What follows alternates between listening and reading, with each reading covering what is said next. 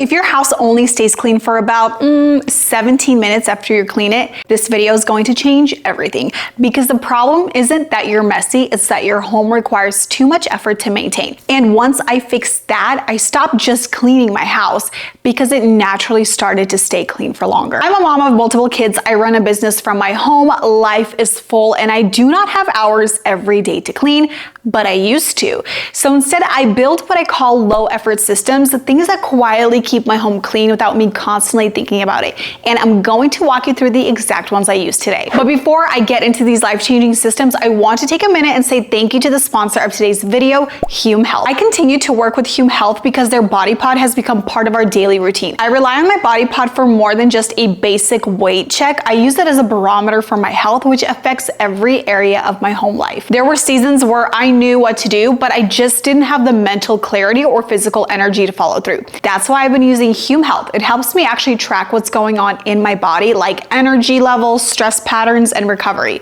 So I can stop guessing why I feel exhausted at 2 p.m. It's not just about tracking a number on the scale for me. It gives me insights on my body fat percentage, my muscle mass, and it even gives me a custom action plan where I can improve. Because let's be real, if your energy's off and you don't know why, everything else is harder. Your cleaning routines, the basic upkeep. But when you start supporting your body, your home systems will actually get a chance to work. Your health is more than just a number on the scale, and seeing my entire body composition makeup, it motivates me to keep going because I see the results in my body even if the scale doesn't move in the direction that I thought it would. This has become such a vital part of my routine, and I don't just pay attention to a number, I get to see an entire picture of my body, where I can improve and where I've seen changes and improvements already. As a whole family, we get to have healthy discussions that are centered not just around a number on a scale, but the entire body as a whole. If you would like to use my discount code, Hume has generously given me one, and you can actually stack it on top of their current sales, giving you 50% off the pod. And remember, if you have HSA or an FSA account, you can get it for free. I'll link it below if you want to check it out. Now let's get into the actual systems because this is where everything changed for me. The very first thing is clutter mapping. This might sound like an odd phrase, but the concept of clutter mapping for me is to evaluate my home and see where clutter naturally tends to happen. So if I have to walk across the hallway or across the house to put something away, chances are either myself or the kids, just out of sheer convenience, are going to drop it somewhere. And so to clutter map is to go around your home and see where those drop zones are and how you can fix that. Everything in my home is stored as humanly possible to where it actually gets used. Trash where trash may happen, laundry baskets where laundry clothes tend to just fly off the body and go in a pile, cleaning supplies in multiple zones.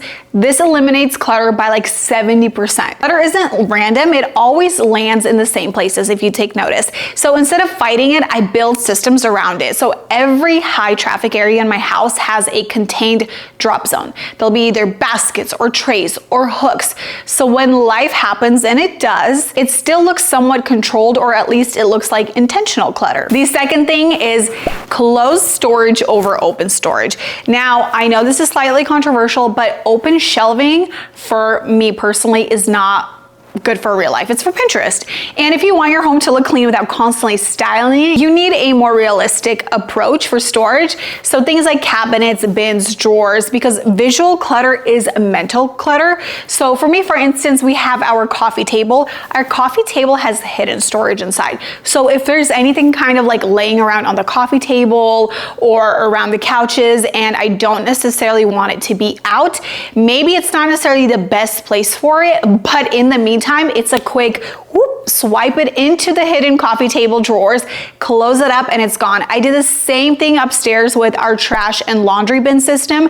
So it was like this random little area where I noticed that trash would pile up and laundry piles would pile up. So instead of like constantly kicking it around, I bought a system that had hidden storage for trash and one side had for laundry. So not only did I add in like an aesthetic piece of furniture to my home and accessorize it, I actually solved a problem. Okay, the next thing I implemented implemented is the 30-minute zone clean and forgetting the rest. I no longer do those long, drawn-out cleaning sessions. Instead, I do one 30-minute zone clean per day, with 2 days being general catch-up or reset days. And I've also mentioned this before, but I do not focus on task-specific cleaning, and instead I do zone-specific cleaning. And what I mean by that is that a lot of cleaning routines will actually have task-specific cleaning. So on Mondays, they'll say like clean all the sinks.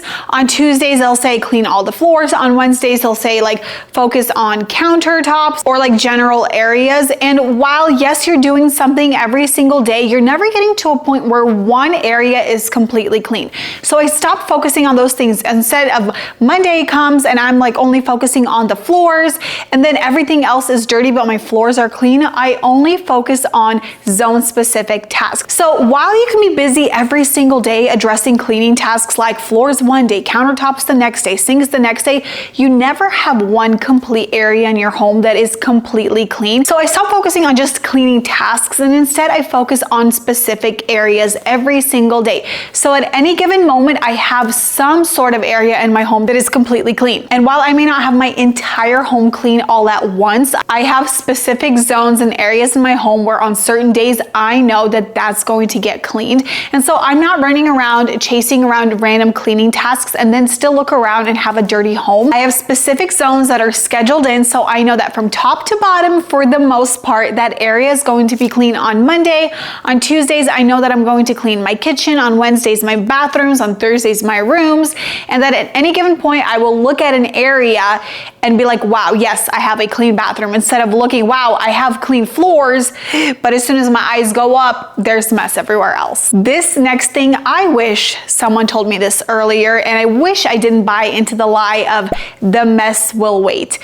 I'm here to tell you that the mess is not going to wait, it's going to accumulate. And unfortunately, this is the rule that's either going to make or break everything for you. The biggest mistake I made in my early years was buying into this ideology that the mess will wait. Because unfortunately, the mess won't wait, it's going to accumulate. And so I used to basically not do anything throughout the week because I was a working mom and I was tired, and I told myself, hey, the mess will wait. I will get to it during the weekend. And what would happen is the weekend would come. I would have to spend 6 hours cleaning my entire house instead of addressing an issue 10 minutes at a time. So instead of taking 5-10 minutes out of my day and cleaning up that mess, I would allow it to accumulate to the fact where now my entire weekend is spent on cleaning the areas that I thought were going to wait. But let's be real, they don't wait. They grow, they get bigger, and then you are the one paying for it, unfortunately, in the end. And yes, I know when kids are super little, there are things that the mess needs to wait for. If your kids need your attention, if there are moments in your life where you need to give undivided attention to, absolutely, the mess can wait for later. Yes, it will accumulate, but you'll deal with it later. But the lie of it'll wait, and when I get to it, it'll still be that same mess is not true. It's going to accumulate, it's going to be a bigger problem, and it's going to cause more overwhelm. So address it right now in the moment that you have those 5-10 minutes so you don't need to spend 6 hours on the weekend. The next concept is that cleaning is scheduled, but decluttering is separate. So most people fail here, and I used to do this all the time when I used to try to clean and declutter all at the same time, and neither would go well. So cleaning is your maintenance, right? This is where you're going to take care of the things that you use. You're going to clean grime and dust and dirt. But decluttering is decision making, and that takes time sometimes. And if you try to combine the two of those together, you're going to burn out. So I do have specific times that I set aside specifically for decluttering. And although I don't wait for decluttering marathons like I used to, I would allow my house to like accumulate a ton of junk because I'd be like, you know what? I'm going to schedule a decluttering marathon in January and address it. And I don't do that anymore. I will declutter as I go, but cleaning and decluttering are done at separate times, because if you make the mistake or the decision to go ahead and say, okay, today I'm doing a top to bottom clean of the kitchen, and you start to go down and wipe down cabinets and try to get all the way down to washing floors, and in that time you decide to, okay, I'm also going to declutter while I'm in here. What you're going to do is you're going to open up all your cabinets. You're going to create a huge mess. You're going to overwhelm yourself. You're not going to clean anything in detail. You're not going to declutter as much as you wanted to because it's just so overwhelming. So I have specific times for cleaning and then separate sessions for decluttering. And that's why my home actually stays manageable without overwhelming me. Okay, this next one, the minimalists are really gonna have at it. Duplicate to eliminate. I stopped owning one of everything that needs to be used in multiple areas of my home. So owning multiples so you can stop moving things around. I know the concept of, hey, just own one pair of scissors, one pair of this, one pair of that. But realistically, what started to happen is that the one pair of scissors that we own, that we keep in the kitchen, the kids needed to use for their crafts. So they would come, they would take them, they would use them. And do you think that anybody actually would remember to put them back into the kitchen? No. And so what happens is then you're going on a wild goose chase to find that one pair of scissors, that one charger, that one specific tool that you have in your house. So instead, what I started to do is I started buying multiples of things that we use in different areas of our home. This is not for everything, but for things like chargers and scissors and multiple objects throughout the house, so that if I know they're being used in the craft room, they're going to be in the craft room. If I know that that item is getting used in the kitchen, there's going to be one in the kitchen as well. This can apply to your cleaning supplies. This can apply to various items. And I know the whole concept of just own one thing to have less items. Yeah, I feel like you're trading one problem for another because you're just going to be looking for that item where it doesn't belong. So for us, it has greatly helped to have multiple items to eliminate mess and also the frustration of looking for that item. And I know minimalism sounds really nice until you're walking laps around your house looking for that one pair of scissors, right? Okay, this next concept is honestly the one concept that made a huge difference in the cleanliness of my home. And this is the while you wait method.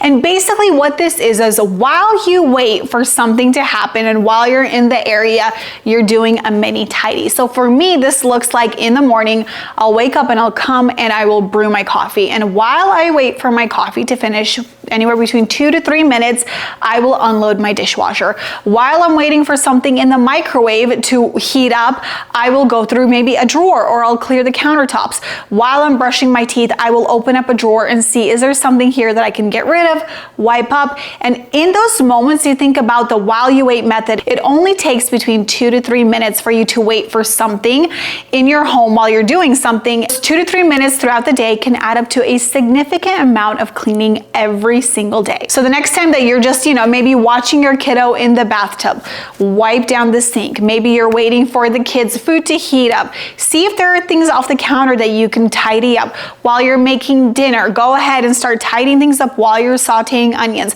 Don't waste the moments of while you wait for something because they're going to make a huge difference. At the end of the day, the goal isn't to become someone who loves cleaning, even though I personally do. It's to create a home that doesn't require constant effort to maintain. You need something low effort, high impact, and that's the goal. And if your system feels heavy, complicated, or hard to keep up with, it's probably not the right system for you, and that's okay, because sometimes it takes time to figure out what works for your family. If you're looking for more systems and ideas like this, I teach this inside my home flow framework, where you figure out exactly what season of life you're in and build systems around that for you today. So make sure you're subscribed, and I'll see you guys in my next video.